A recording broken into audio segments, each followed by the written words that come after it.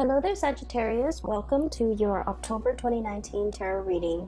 It has been a while since I did a reading for you guys, so I'm really happy to be able to catch up with you all. I hope you all are doing well, and I apologize for my absence for the past few months. I hope that this reading resonates with you, that it also helps you navigate the energies. So, let me talk about what I sense when I was shuffling out the cards, okay? And then we'll talk about this spread. Needless to say, I feel like this spread is very, very focused on all the important love relationships in your life, okay? And I feel like we have four people here, like four court cards indicating people. And we have water signs, earth signs, and air signs. So you're dealing with a lot of people. And for some of you, you might be dealing with all three of them. Others, you might be dealing with facets of each of these characters. And then while others still might be dealing with like only one of these scenarios. But I feel like this is a month where it is very much about, figuring out the relationships in your life that are worth salvaging, the relationships that are worth still being in, and the relationships that have been draining. So I feel like there's a lot of reassessment going on here. Libra is about the balancing scale, and as we head into Libra season, I feel like the imbalances, unequal give and take, lack of reciprocity in relationships, in all partnerships, in all of our communication with another person will be very evident. And so it's a time for us to really take stock of what's not working or what is working, and to figure out solutions to balance out the give and take in relationships. Okay, so I feel like for a lot of the signs, for a lot of people in general, everything that has happened since the month of January moving into now in the month of October, I feel like you're getting signs and messages along the way to indicate to you what is lacking, what's not working in your relationship. And I feel that it's time for you to take the knowledge and the wisdom with you and try to either fix the relationship if you are still in love, leave the relationship if you're no longer in love, and seek the right partner that will give you that sense of equal balance, give and take, and reciprocity, so that you can move on to better relationships.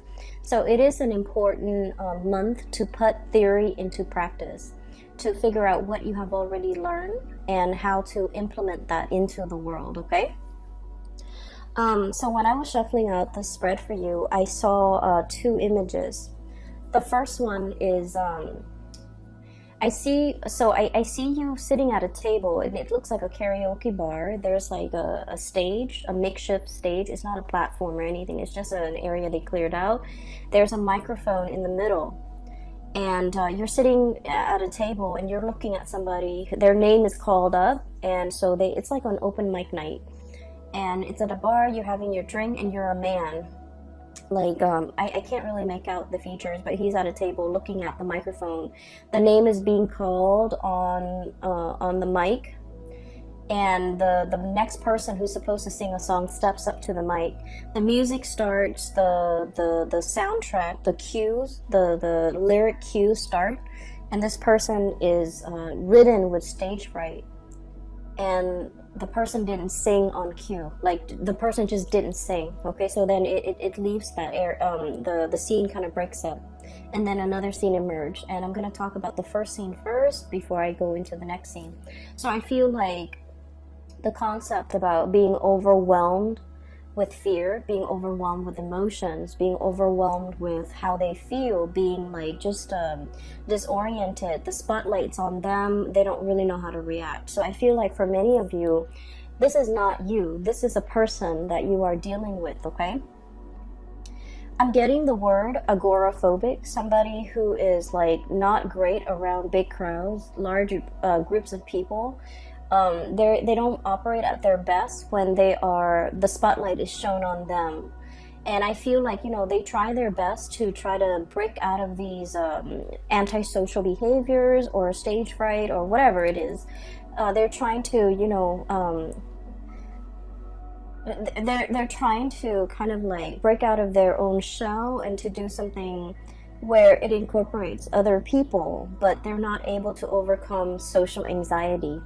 And I feel like the social anxiety is a big part of their personality. They're extremely introverted, possibly very, very shy.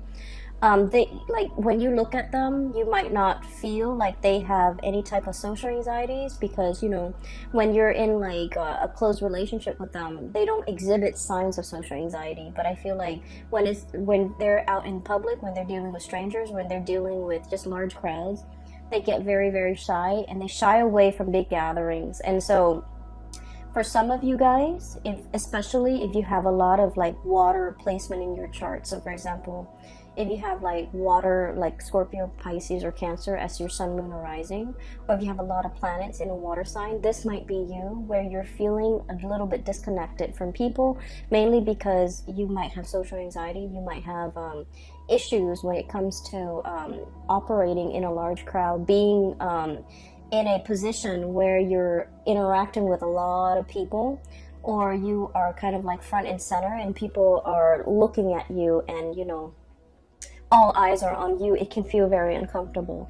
And to a certain extent, most of us, I feel like the majority of people aren't great with like, public speaking always provokes like anxiety, but I feel like you're either dealing with somebody, or this is triggered in you in a situation that where you haven't experienced it in the past. So I feel something coming in, okay? I'm also getting the word tongue tie, stage fright, and tongue tie. Okay, so it could be either of those things. I strongly feel that you are dealing with somebody who has social anxiety, who has a lot to say, and yet they're very, very tongue tied because their emotions get in the way. That's what I'm feeling. And I feel like their method of expression has always been through either song, music, or other avenues of self-expression, you know, painting, dancing, whatever it is. But I feel like when it comes to one-on-one interpersonal communication, there's something here that's preventing them from expressing how they really feel. And so I feel like as a Sagittarius, it has been very frustrating for you to deal with somebody like this, because Sagittarius, you're very no holds barred. You're very like, you're very uncensored. You would speak your mind, you state your opinion, you want to be heard. And I feel like, you're very like no nonsense. If somebody ticks you off, you will give them a piece of your mind right away.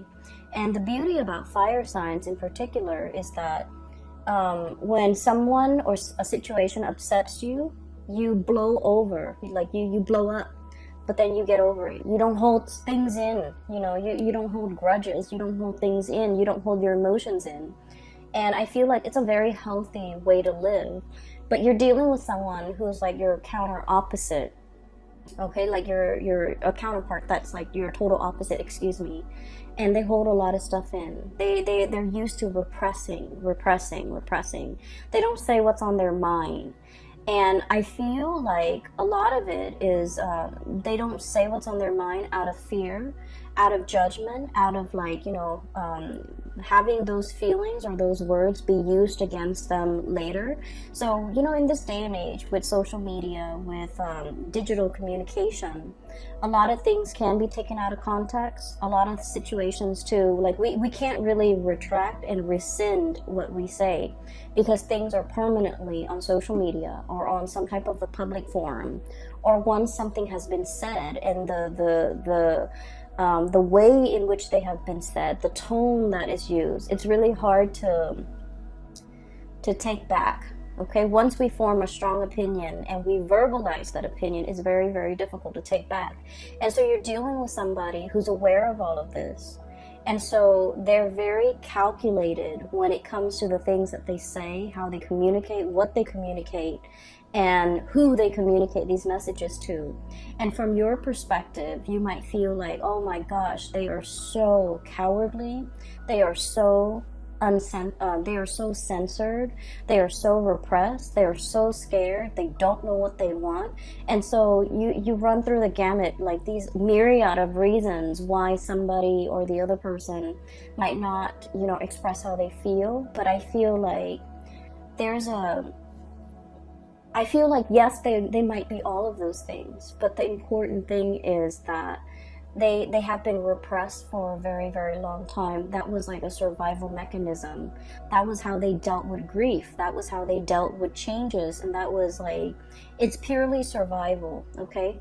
I don't blame people when they do things on a purely survival basis. Even as an adult, you know, we're conditioned to behave a certain way. And so I feel like it's hard for you to understand this person.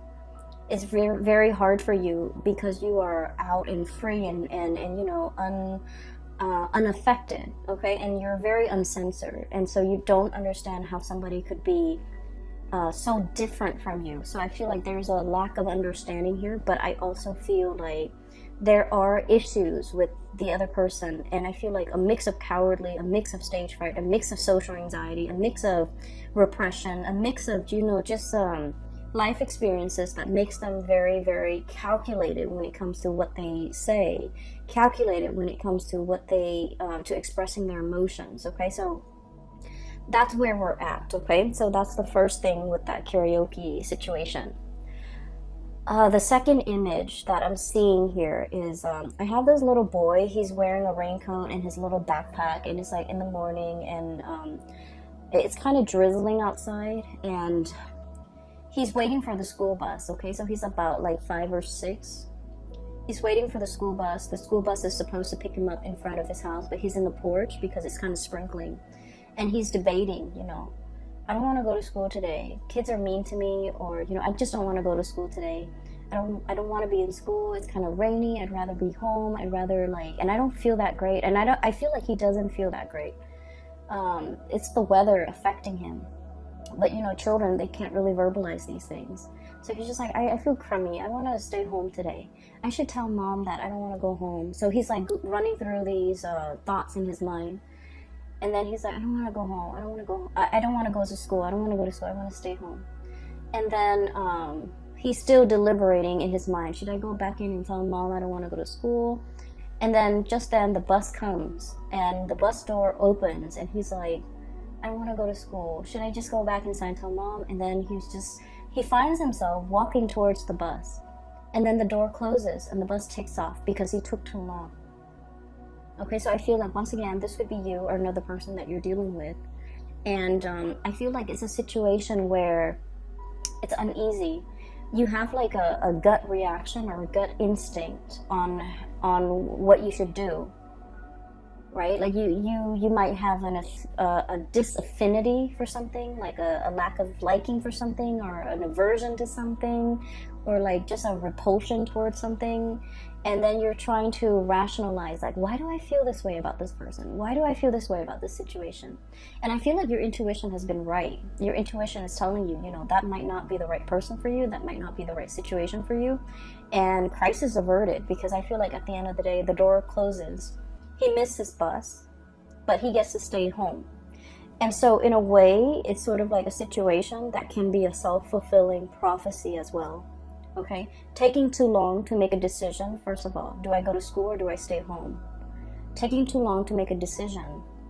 And then at the very last minute, the decision is made for you. That option is ruled out for you. And so inaction, I feel, is as dangerous as like lack of action, or doing something where your heart is not 100% committed in it. It can lead to failure. Does that make sense? Because I'm feeling like there's a self-fulfilling prophecy. It's something that you're just like, oh, it's doomed to fail from the start. I'm just going through the motions to do it, but it's doomed from the start. And because you're half-assing it, and because you're like just going through the motions, and because you're also injecting a lot of just self-defeating negativity into a situation, it fails. And I honestly feel like this is not you, Sagittarius. This is somebody that you're dealing with, where they're like constantly mired in a very, very negative mindset. They don't look at the end goals. They don't look at, you know, pushing themselves past their limit.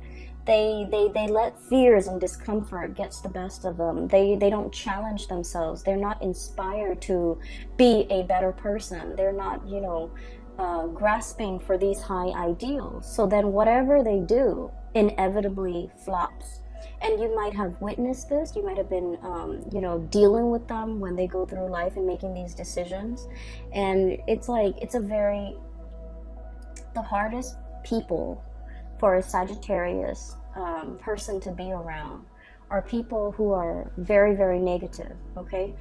I feel Sagittarius people are the most optimistic, or the most carefree, or the most like, you know, it's gonna work out, like just fearless people that I've ever encountered. And I feel like you're dealing with someone who's a naysayer, who's very mired in negativity, who's constantly like, they do things and they're just like, oh, it's not going to work out. So they give up even before they even try. They give up even before the situation started, or they shut something down before it has an opportunity to get off the ground. And you're realizing it now. You're realizing that energetically they are affecting you, okay? The other part of this that I want to emphasize is he wanted to stay home, right? Like the little boy, he wants to stay home. He didn't say anything. And then I feel like there's something here about, you know, tongue-tie, not being able to speak, not having the right vocabulary, not feeling fearful, feeling afraid, feeling censored, okay? So those are the key words as we head into this month, and hopefully these messages will provide a lot more clarity for you when you're dealing with with another person that behaves this way. So right off the bat, what I'm feeling is this is a month of major communications, okay? And especially as it relates to like feelings, emotions, being like where things are kind of laid bare. They're out in the open. They're happening very fast. This to me indicates usually like electronic communication that comes out either physically in person, or like electronic communication where they're coming at you very, very, very fast and you have like a split second to respond, or timeliness when it comes to your response is very important, okay? So there's a lot of communication here. If we're looking at the situation, I feel like if in the past there has been a channel of communication that has been blocked, where you feel like you have to literally pry the answers out of the lion's mouth, okay? You have to like literally like pull out answers, command answers, or like demand it from another person. I feel like the floodgates are opening. So right off the bat, I feel like there's a situation where you are asking a lot of questions about to a person, or this is happening to you. And I feel like for many of you, if it has been, you know, the past few months of like constantly communicating with someone, wanting clarity, wanting like certainty, wanting something solid and concrete, I feel like the floodgates are finally opening, because you have been dealing with somebody who is very tongue-tied, who's very afraid, who is very calculated in the way that they communicate, in the way that they speak. And so I feel like you've been pushing it and pushing it and pushing it, and finally the floodgates open. You're getting the communication that you're looking for. What we have here is a really, really beautiful situation. We have here the Ace of Cups, and this is denoting to me new love, okay? This is like an opening up of the floodgates where feelings are finally expressed for the first time. You definitely have somebody who's coming into the picture, coming forward to make you an offer. And what I sense is you are always very courageous when it comes to being vulnerable, okay? Being vulnerable is like the hardest thing for anybody to do. You put your heart out there, you put your feelings out there, you made yourself known, you made yourself available. You know who you want to be with. And you have made that very, very clear from day one. I'm not playing games. I want this, and this is all that I want. And I feel like because you have been adamantly pursuing it, there's definitely somebody coming into the picture for reciprocity, to reciprocate this outpouring of love. Somebody who's very touched, who's very like, they might have been guarded in the past, but now they're in a position where they trust what you have to say, they trust your emotions, they trust your feelings, and they're still very much shy and trepidatious about making this big leap towards you, jumping in the water, you know, enjoying this relationship even. But they're making an effort, okay? So I feel like it's slow, but it is very steady. And then I also feel like there was a situation in the past where somebody was too strong with their emotions, and I feel like they were too strong, too direct, too fast, too soon, and I feel like the other person got really scared, and they've had some time to mull things over, and now they're coming back in to reciprocate, to have this conversation, to talk about things, to offer you, you know, they might say like, well, wait a minute, you're coming on a little bit too strong, but I do like you, and I feel like, you know, let's take it slow. So I feel like there's somebody here who's wanting to slow things down, not because they don't feel the same way, but because they're rational, and I feel like, you know, they want to, they don't want their emotions to get the best of them, okay? It's not a bad thing to slow things down, but I definitely see a situation where there is tremendous outpouring of love, and you're going to get that reciprocity between you and another person. The other person has been thinking about you, okay? We have here deep in contemplation when it comes to matter of the hearts, the Queen of Cups. Deep contemplation. How's this going to work? How's the future going to look? How are we going to work together as a unit? Where are we going to live? What are we going to do? How do we navigate each other's energies? How do we live in the same space? How do we share resources? This is like serious contemplation, okay? The Queen, she's rational. And in this situation, I do feel like you're dealing with someone who is very mired in their emotions for you. Like it runs very, very deep. This is someone who's very, very maternal or paternal. So they have like a parental energy about them. They might have children. They might be I'm seeing somebody who like really knows how to take care of another person. They don't enter relationships unless it's the long haul. So they might have, you know, dated only like a few people, okay? And so when they date, they think about long term. They think about, you know, the marriage, the engagement, the house, the kids, the happily ever after. They don't rush into a situation just to see what happens. If it doesn't work, then, you know, we'll separate. They don't do that. They don't play like that. And so I feel like your direct energy might intimidate them, might scare them, and it might even make them feel like you're not here to stay. Like they might think you're not as serious. They might think that you're a serial dater. They might think you're after the thrill of the chase, and they might not take you at your word or take you at face value or take you seriously. So I feel like they've been thinking over this about you for a very, very long time. And emotionally, they feel the affinity towards you. They feel that pull, okay? I'm seeing a situation where somebody is definitely coming forward, okay? This is the Chariot, forward momentum, two disparate energies working together, moving the Chariot in the same direction. So I do see, and I say this a lot with Sagittarius, you and a partner who might be from, you know, like an interracial type of a situation, okay? The traditional depiction of this card is we have the black sphinx or the black horse and the white horse working together to pull the chariot along, and I usually think of that as like an interracial couple, two people who might be very culturally different, okay? So keep in mind, for example, you might be like born in the same country, and then one person, you both might move to the United States, and one person is still a lot more traditional, the other person might be very Americanized. So in a way, that's like still culturally different, okay? So I see variations of that in this card, where you and the other person, there might be a lot of cultural differences that you have to learn about one another. You have to understand about one another in order to make it work.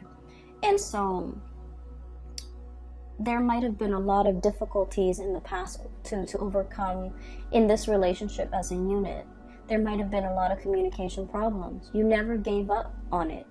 You never threw in the towel because you knew intuitively that, you know, it was worthwhile, it was worth it. And you knew, you felt how they felt about you. You felt it even though they never said it, because they were scared of their feelings. They were afraid of being found out. They were afraid of, like, you know, how they felt. They were afraid. They were running from it. And I also feel like they were so, it caught them off guard, and the feelings were so strong that it was hard for them to verbalize it, and they were afraid of it. They didn't want to face it. They didn't want to admit to it. They didn't want to talk about it. But moving forward, I feel like there's a breakthrough here where the floodgates open, and this outpouring of love and emotions is definitely coming through, where the other person is coming into the picture, wanting a conversation and wanting to build, okay? You have another character here, so that's, I see one person who's very afraid, and then I have another person who's very calculated with their words, with the things that they do. They're very measured with what they do. So this is one person here, and I see another person. And this person shows up here as the King of Pentacles, okay? It doesn't matter. I'm not reading the signs anymore because I feel like you have crossovers. You have people with so many astrological placement that the signs, sun sign or moon sign or rising sign, it doesn't even matter anymore. But what I have here is the King of Pentacles. This is someone who's very, very hardworking, okay? Like, they have worked very, very hard for everything in their lives, okay? This wasn't somebody who was born into wealth. They didn't have a trust fund. They didn't have a large inheritance from their deceased, you know, family members. They worked out in the fields. They might have callous hands. They might do something that's physically demanding. They don't care what they look like. They're not going to show up in a suit. They've worked really, really hard. They've had to hustle. They've had to go out and take care of things and take care of business at a very young age. And when you're deprived of a childhood, when you've had to grow up really, really fast, when your whole life was all about work and responsibilities, you can be very, very emotionally absent, right? So I just want you to understand where this person is coming from. This is like the pillar of responsibility, okay? This is somebody who make a lot of sacrifices for the greater good. This is also somebody who really craves stability. They crave predictability. They crave hard work. They crave an opportunity to prove themselves. And so just imagine you're dealing with someone like that, and when they look at you, you're hot, fiery, and passionate. You're very unpredictable. You're very uncensored. You're very no holds bar. You're very impulsive as well, I feel. But you're so lucky because your impulses don't get you in trouble. But Aries do. And I feel like to a certain extent, Aquarius and Leo, their impulses, you know, and Pisces, their impulses often get them in trouble. But I feel like you're ruled by, you know, Jupiter, which is the planet of luck. You have a guardian angel. And you never get yourself in sticky situations for very long. There's always an out for you. But the point is, they look at you, and everything that you do is like runs counter to everything that they have done thus far to achieve everything in their life. So they look at you as a wild card. They look at you as kind of like, it's exotic and fun and exciting and passionate, but it's unstable. That's how they perceive you. And so this is not somebody that enters situation, relationships, friendships with, like, you know, arms wide open. They're calculated with the things that they say.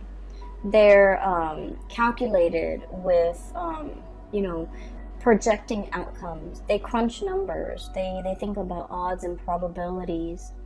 And I feel like the odds of them going after you is very low, mainly because they feel like it's a wild card. I feel, though, there's still going to be communication with you and this person. This is what I usually call, like, you know, ringing the bell, okay? This is like the lobby attendant. somebody coming in, making their presence known, ringing the bell, and they're going to make their presence known. There's still going to be communication. They're still enthralled and seduced by you. And I also feel like they're still very much like wanting that connection. But I do sense, and I'm not into, telling you to change your behavior or anything like that in order to be with this person. I just feel like it's going to take some time. It's going to take some time for them to learn to trust you completely. It's going to take some time for the two of you to work out your differences. It's going to take some time for this person especially to really open up. And in the meantime, the love, the affection, the chemistry is great, and the attention that you give them is really good for their ego. They really enjoy it. But I feel like there's a little bit more of a heart-soul connection here. But I also feel like you're putting a lot of work in this situation. It is time for you to kind of like step back a little bit and let this person come forward towards you. So don't take this burden upon yourself. Let this person share the burden. Let this person do the work. As soon as you realize that you can lay down these wands, you're going to know that, this person is so reliable. They're going to pick up those wands and walk alongside you. So I feel like there's a situation here where you're pushing, and you might need to take a breather, take a step back, and they're going to start to come forward, okay? So don't do things out of just,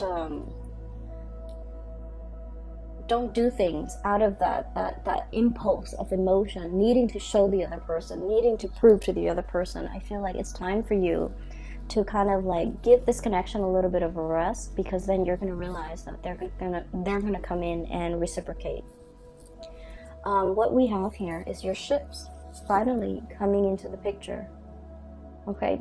I see a lot of career success here for many of you. I mean, aside from this situation, I do feel like you're in a position where you're in a leadership capacity. You're leading people, you're teaching people, informing people. People are coming by to ask for your opinions, your ideas, and things like that. And so you're in a really good position professionally. You have been spending a lot of time working on this area of yourself, either bearing yourself from in work, or working on projects that really bring you a lot of joy and passion, like projects that are expansive, that are helpful to humanity, I feel, in some way, and just projects that you closely, your values and the values of the projects are closely aligned. And because of that, I feel like you're hedging, or you're on the verge of, some major breakthroughs when it comes to your career. And because you're in this position, you have a lot of things going on. You have a lot of suitors in your periphery, and you have you're just, in a very, very good space where your attention is not preoccupied, or it's not, scattered, and is not caught up in some control situation where you want a certain outcome. I feel like you're in a very good, free, breathable space, and it's expansive. Because of that, I feel like energetically you're allowing the right people to come into the fold for you. You're making room for the people that want to reciprocate, and you're laying down these burdens as well towards people that are not in the picture for your greater good, or who are not willing to put in the time and the work and the effort. Okay, so I definitely see some major communication breakthroughs. The last card here that we have is the King of Swords. And the King of Swords is, once again, all the characters that you're dealing with, especially the two kings, King of Pentacles and King of Swords. These are not emotional types of people. They might feel that you're very emotional, and they might feel like your emotions fluctuate, and so they want something a little bit more stable. And I feel either way, you have gone a long way when it comes to your maturation level, when it comes to emotions, when it comes to work, when it comes to your ability to kind of control your impulses, control yourself. And I feel like that makes it a lot easier for them in their interaction with you, in their communication with you, to be able to, have a conversation and feel like they can express themselves, and feel like you're to finally understand how sincere you are. Even though you say things, you're not like other people where they just say things that they don't mean. You are actually very open, very sincere, very honest with how you feel about them at all times. And they're starting to feel safe and comfortable in expressing themselves and reciprocating back at you. Okay, so I do see there's major communication breakthroughs here. And so I honestly feel like, you know, the goal or the theme for this month is you are dealing with someone who's repressed. You are dealing with somebody who came kind of like belatedly. They tell you things, like you ask them a question, you wanted to know it at that time. Okay? And I feel like they dragged their feet, they took their time. They didn't give you a response at that time, and they might have missed the boat with you. And I feel like they're kicking themselves over it, okay? And that is why they're coming back, making their intentions known. That's why they're coming back, and they're starting to realize that there was a sense of urgency. There was a sense of like, you know, if you're not going to reciprocate, if it's something very simple, as easy as like just telling me how you feel, and the other person was not able to reciprocate, I'm sensing that they kick themselves. I'm sensing that there's regret. I'm sensing that's why they're coming back in, because they understand and they feel safe in the sincerity of the way in which you express yourself.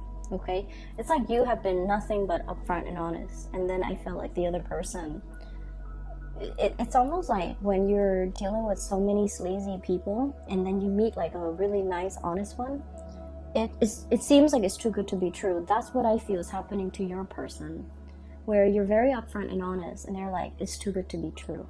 That person must be hiding something. That must be a facade. That must be a front. That can't be real. Okay? They have their own hang-ups, Sagittarius, and you kind of just need to let it be.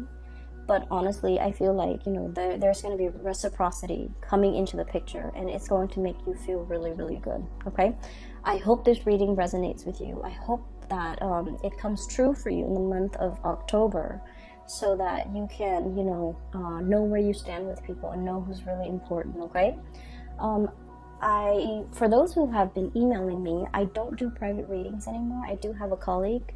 Her name is Bridget. She's based out of California, and she is a psychic. She's phenomenal. I can't recommend her enough. If you are interested in a reading, please get a reading through her. I've included a link in the description box below for her website where you can schedule an appointment for yourself. I do wish you all the best, Sagittarius, and best of luck with everything, okay? I'll talk to you guys soon. Bye-bye.